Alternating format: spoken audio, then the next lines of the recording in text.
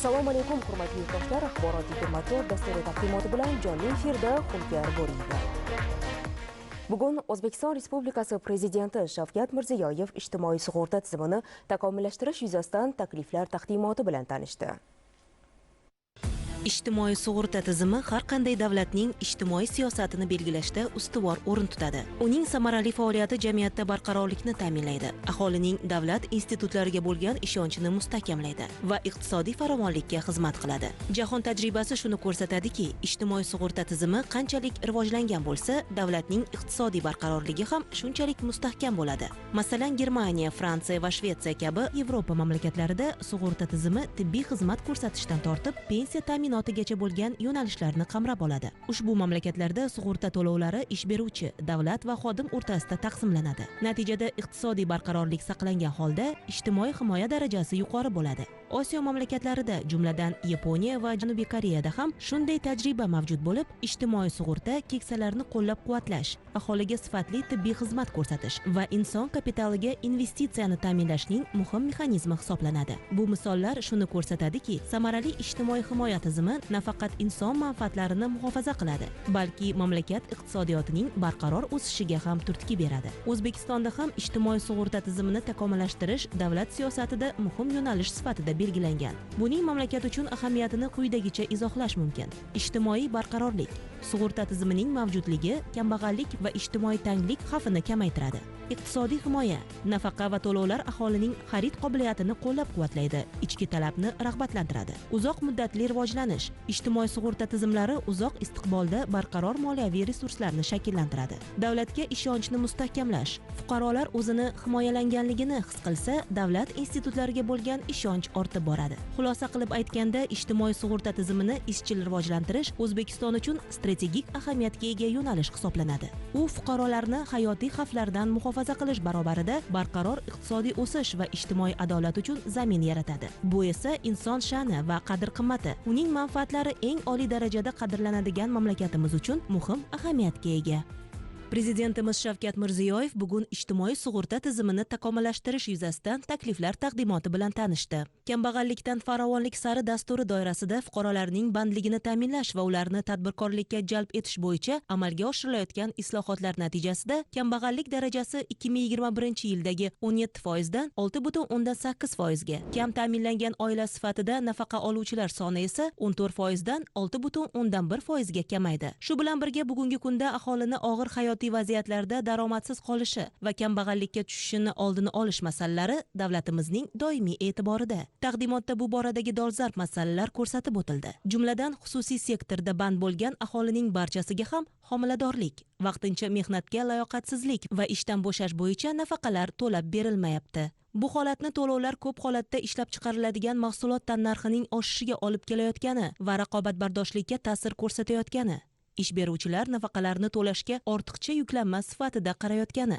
byudjetdan qoplab berilayotgan tug'ish bo'yicha nafaqa miqdori kamligi sababli tadbirkorlar uchun ushbu tizim jozibador emasligi bilan izohlash mumkin. Qolaversa, Xalqaro mehnat tashkilotining ijtimoiy ta'minotining minimal normalari to'g'risidagi va onalikni muhofaza qilish to'g'risidagi konvensiyalarga muvofiq tug'ish va kasallik bo'yicha nafaqalar ijtimoiy sug'urta mexanizmlari orqali to'lanishi belgilangan. Taqdimotda aholini ijtimoiy nafaqalar bilan qamrovini oshirish hamda milliy ijtimoiy sug'urta tizimini xalqaro hujjatlarga uyg'unlashtirish maqsadida ishlab chiqilgan takliflar ko'rib chiqildi.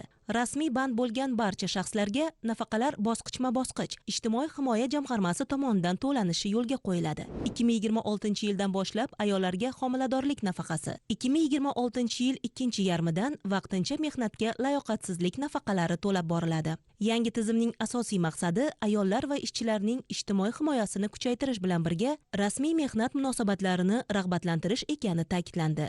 Prezidentimiz takliflarini ma'qullab, ijtimoiy sug'urta sohasini raqamlashtirish, tizim shaffof ishlashini, nafaqalar proaktiv ravishda tayinlanib, to'lab borilishini ta'minlash yuzasidan aniq topshiriqlar berdi. Hurmatli Prezidentimiz ijtimoiy sug'urta tizimini joriy qilish bo'yicha topshiriq berganlar. Shunga ko'ra, ijtimoiy sug'urtani kengaytirish bo'yicha hurmatli Prezidentimizga axborot berildi. Ijtimoiy sug'urta tizimini rivojlantirishda bu hujjat qabul qilishdan asosiy 3 ta pirovard maqsad qo'yilgan. Birinchi maqsad oxirgi yillarda kambag'allik darajasi keskin qisqargan, 6,8% ga tushgan. Ijtimoiy sug'urta tizimini ishlatib, juda ham ko'plab ish o'rinlari yaratilyapti. Aholimizning har xil ijtimoiy xatarlar davrida kasallik, tug'ruq, boshqa ijtimoiy xatarlar har xil og'ir vaziyatga tushib qolganda odamlarni kambag'allikka tushib qolmasligi uchun xizmat qiladigan tizim. Ikkinchi maqsadi, demak, rasmiy ish o'rinlari bu orqali yashagan iqtisodiyotni qisqartirish maqsad qilingan va tadbirkorlarimizdagi ijtimoiy yuklarni bosqichma-bosqich davlat bilan sheriklikda amalga oshirish bilan bog'liq maqsadlar ko'zlangan. Tahlil qiladigan bo'lsak, 24-yil 9 mingdan ortiq tug'ruq bo'ladigan bo'lsa, bor yo'g'i 133 ming tug'ruq varaqalari ochilgan poliklinikalarda ayollarimizga. Buni 115 mingi budjet tashkilotlari va 15 mingdan ortig'i bu xususiy sektorga ochilgan. Vaholanki xususiy sektorga ishlaydigan odamlarimiz 3 million 600 bo'ladigan bo'lsa, rasmiy yollanib ishlaydigan odamlarimiz kamida 150 ming, 160 ming ayol tug'adi. Lekin ularning 15 mingi ijtimoiy yordamlar bilan qamrab olinadi. Vaholanki budjet tashkilotida ishlagan xodimlar 4 oylik, 126 kunlik ijtimoiy nafaqa, sug'urtalangan ijtimoiy nafaqa olishi mumkin bo'ladi. Bu tizim ishga tushishi bilan 1-yanvardan xususiy sektorda ishlaydigan ayollar ham tug'ruq bo'ladigan bo'lsa, u ayollarimizni ham ular ham bemalol ijtimoiy sug'urta orqali foydalanib nafaqalar olish kerak bo'ladi. Nafaqa stajga bog'liq, ya'ni fuqarolarimizni yoki tadbirkorlarimiz to'lagan ijtimoiy soliq va daromad soliqlariga bog'liq va stajdan kelib chiqib turib miqdorlari ham o'zgaruvchan bo'ladi. Yollanma ish sifatida kasal bo'lib qoladigan fuqarolarimiz ham daromadini yo'qotmaydi, ular ham ijtimoiy sug'urta tizimi orqali yo'qotilgan daromadini qoplash imkoniyati yaratilyapti. Bu tizim 1-yildan ishga tushiriladi. Tahlillarimiz shuni ko'rsatyaptiki, o'rtacha 1 million 600 1 million 700 kasallik varaqalari rasmiylashtiriladi 1 yilda. Bu 1 million 200, 1 million 300 odamga to'g'ri kelyapti. Ularning 650 mingi budjet tashkilotlari bo'lsa, demak 600-650 mingi xuddi shunday xususiy sektor ishchilariga to'g'ri kelyapti. Lekin budjet tashkilotlarida ishlayotgan xodimlar ijtimoiy sug'urta bilan ular qamrab olingan va pulni to'liq oladi oylik miqdorida stajga qarab, lekin xususiy sektorda ishlayotgan har qanday odam kasal bo'ladigan bo'lsa, bular ijtimoiy yordam ola olmaydi. Ijtimoiy sug'urta tizimi bilan qamrab olish orqali yollanib xususiy sektorda ishlaydigan insonlarimiz ham daromadi kasallik varaqasi rasmiylashtirilgan payti bularga ham demak o'sha yo'qotilgan daromadlari qoplab berish imkoniyati paydo bo'lyapti va tadbirkorlarimizni ijtimoiy yukini bu orqali ham kamaytirib berilyapti. Bu tizimning maqsadi tadbirkorlarimizni ham, fuqarolarimizni ham rasmiy sektorda ishlashga rag'batlantirish.